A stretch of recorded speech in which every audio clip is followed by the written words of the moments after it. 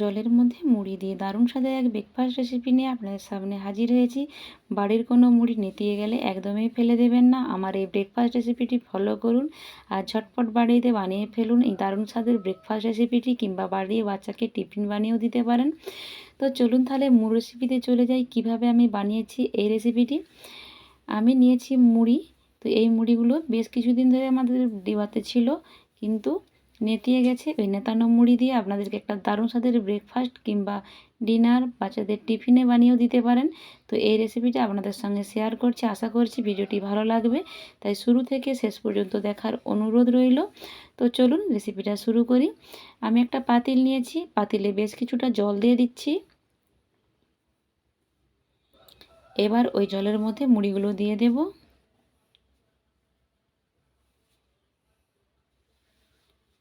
সব মুড়িগুলোই দিয়ে দিলাম। এবার আমি মুড়িগুলোকে ভালো করে জলের মধ্যে ভিজিয়ে দেব হাত দিয়ে। ভালো করে মুড়িগুলোকে সুন্দর করে জলের মধ্যে ভিজিয়ে দিলাম, যাতে মুড়িগুলো ভিজে যায় সুন্দর হয়ে। তারপর আরও একটা অন্য পাতিল নিয়েছি, তার মধ্যে 1 বাটি দিলাম সুজি। আপনারা চাইলে কম বেশি দিতে পারেন। আর তার সাথে দিলাম 1 বাটি টক দই। সুজির পরিমাণ বাড়ালে অবশ্যই টক দইয়ের পরিমাণও বাড়াবেন। এরপর আমি একটা স্ট্রেনারের সাহায্যে সুজি আর টক দইটাকে মিশিয়ে নিচ্ছি। এটাকে ভালো করে মিশিয়ে নিতে হবে, সুজিগুলো নাহলে শুকনো রয়ে যাবে। তো আমার একটু জল কম আছে, আর একটু জল দেব, কারণ সুজিটা একটুখানি রেস্টে থাকলে ফুলে যাবে। তো আমি আবারও একটু জল দিয়ে দিলাম। ভালো করে মিশ্রণটাকে রেডি করে নিচ্ছি। এরপর আমি 10-15 মিনিটের মতো ঢাকনা দিয়ে ঢেকে রেখে দেব। আর অন্যদিকে মুড়িটা যে ভিজিয়ে রেখেছিলাম সেটাকে নিয়েছি। এবার আমি হাত দিয়ে একটু হালকা চিপে জলটা বের করে দেব। তারপর মিক্সিং বুলে দিয়ে দিলাম। সব মুড়িগুলোকে একই রকমভাবে দিয়ে মিক্সিতে মিক্সড করে নিয়েছি। তার সঙ্গে সুজিটা যে ভিজিয়ে রেখেছিলাম সেটাও মিক্সড করে নিয়েছি একই রকমভাবে। এরপর দিয়ে দিলাম এর মধ্যে কুচনো কাঁচা লঙ্কা, 2টো বড় সাইজের কুচনো পেঁয়াজ দিলাম, লবণ দিলাম, হলদির গুঁড়ো, এরপর লঙ্কার গুঁড়ো দিলাম, 1/2 চামচ বেকিং পাউডার দিলাম, 2টো ডিম ফাটিয়ে দিলাম।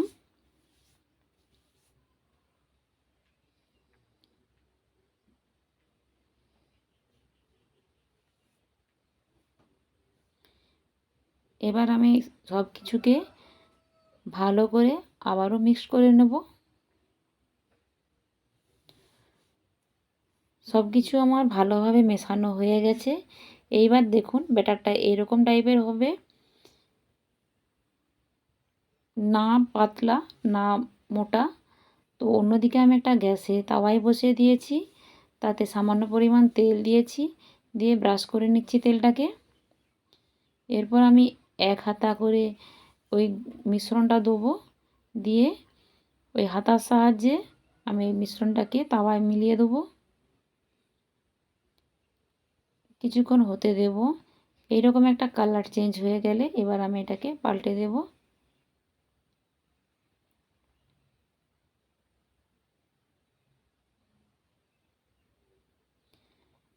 এরকমভাবে উল্টে পাল্টে লাল লাল করে ভেজে নিতে হবে।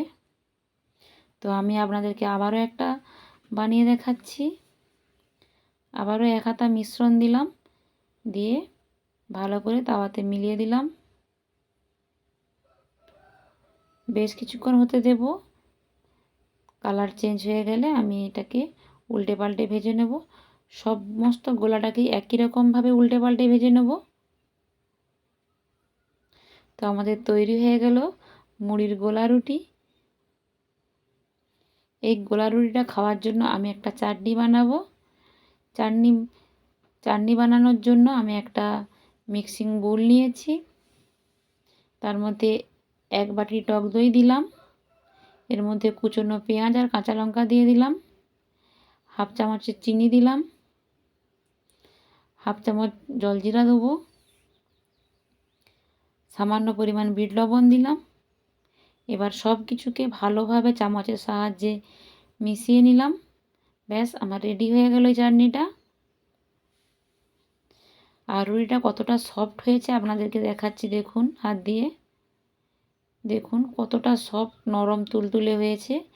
বাচ্চাদেরকে টিফিনে দিলে ওরা খুব মজা করে খাবে, কিংবা ব্রেকফাস্টে, ডিনারে যে কোনো সময় আপনারা বানাতে পারেন। তো আমি পরিবেশন করছি ওই টক দই আর টমেটো সস দিয়ে।